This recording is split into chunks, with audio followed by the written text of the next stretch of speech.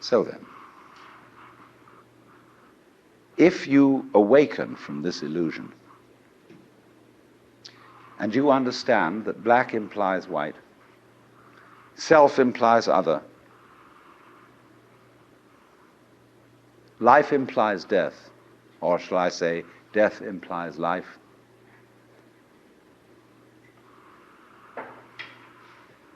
you can feel yourself not as a stranger in the world, not as something here on probation, not as something that has arrived here by fluke, but you can begin to feel your own existence as absolutely fundamental. What you are basically, deep, deep down, far, far in, is simply the fabric and structure of existence itself. So, say in Hindu mythology, they say that the world is the drama of God. God is not something in Hindu mythology with a white beard that sits on a throne and that has royal prerogatives. God in Indian mythology is the self, Satchidananda, which means Sat, that which is, Chit, that which is consciousness, that which is Ananda is bliss. And in other words, what exists, reality itself, is gorgeous. It is the plenum, the fullness of total joy.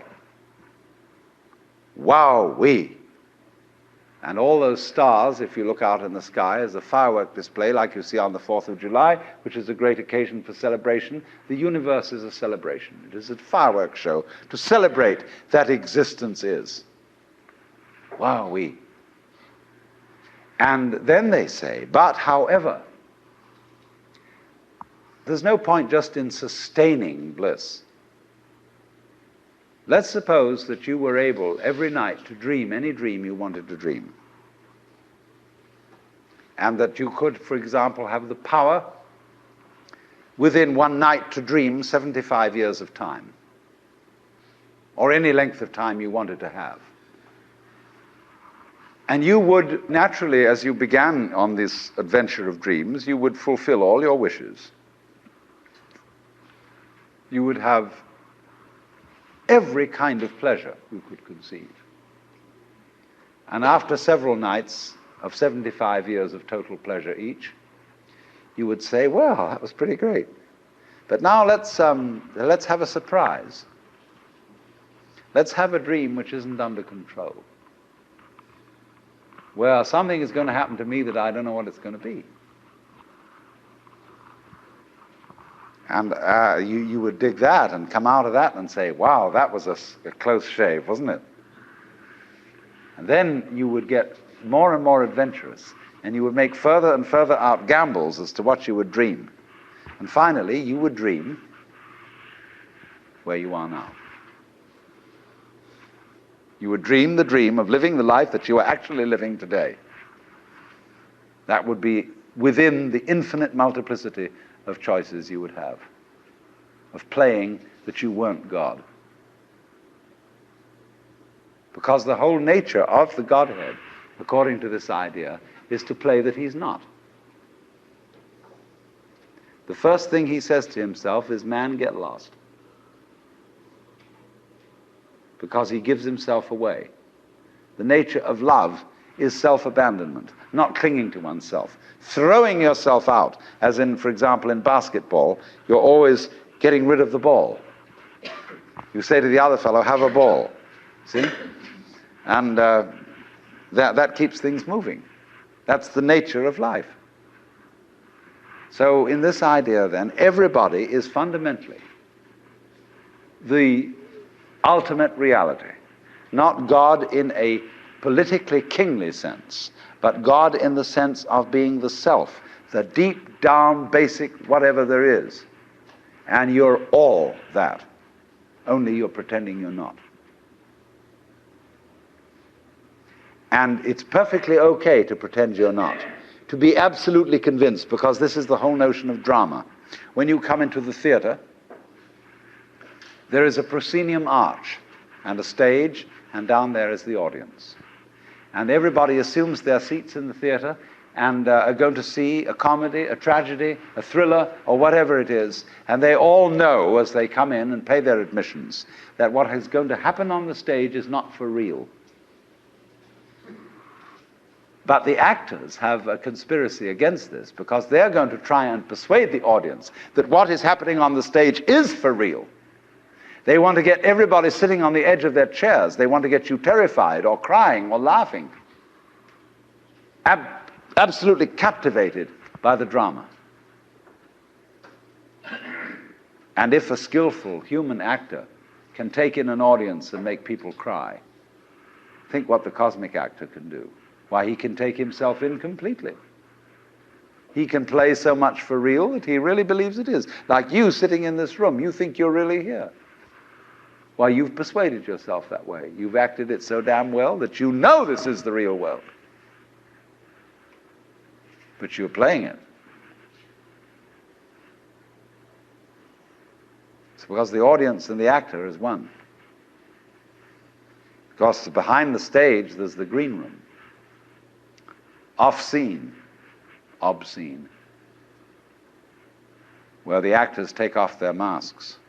You know that the word person means mask? The persona, which is the mask worn by actors in Greco-Roman drama, because it has a megaphone-type mouth which throws the sound out in an open-air theater. So per, through, sona, what the sound comes through, that's the mask. How to be a real person.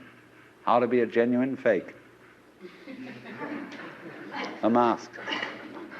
So the dramatis personae at the beginning of a play is the list of masks that the actors will wear. And so in the course of forgetting that this life is a drama, the word for the role, the word for the mask, has come to mean who you are genuinely, the person, the proper person. Incidentally, the word parson is derived from the word person. The person of the village, person around town, the parson. Funny. So anyway then, this is a drama. I'm not trying to sell you on this idea in the sense of converting you to it. I want you to play with it. I want you to think of its possibilities. I'm not trying to prove it. I'm just putting it forward as a possibility of life to think about. So then, this means that you're not victims of a scheme of things, of a mechanical world, or of an autocratic God. The life you're living is what you have put yourself into. Only you don't admit it, because you want to play the game that it's happened to you. In other words, I got mixed up in this world. My parents, I had a father who got hot pants over a girl, and she was my mother.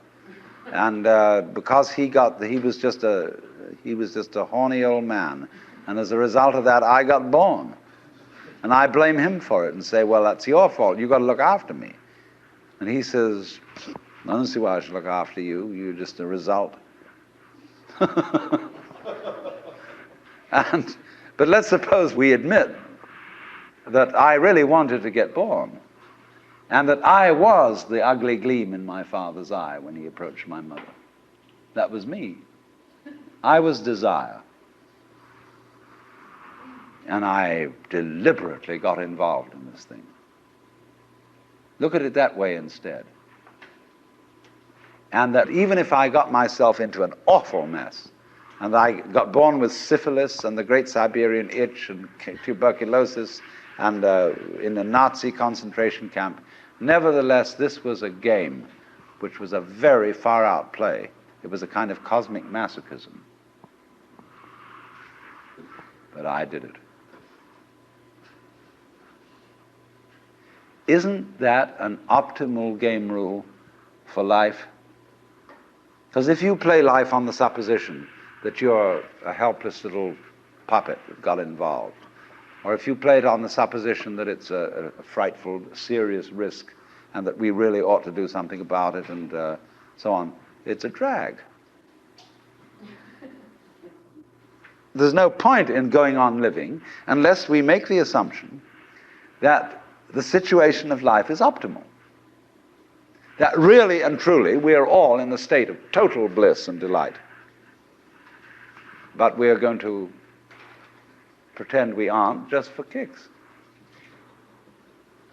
You play non-bliss in order to be able to experience bliss. And you can go as far out as non-bliss as you want to go. And when you wake up, it'll be great. You know, you can slam yourself on the head with a hammer because it's so nice when you stop. And it makes you realize, you see, how great things are when you forget that that's the way it is. And that's just like black and white. You don't know black unless you know white. You don't know white unless you know black. This is simply fundamental. Pretend we aren't just for kicks.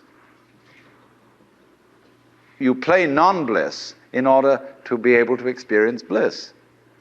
And you can go as far out as non-bliss as you want to go. And when you wake up, it'll be great. You know, you can slam yourself on the head with a hammer because it's so nice when you stop. And it makes you realize, you see, how great things are when you forget that that's the way it is. And that's just like black and white. You don't know black unless you know white. You don't know white unless you know black. This is simply fundamental. This is simply fundamental.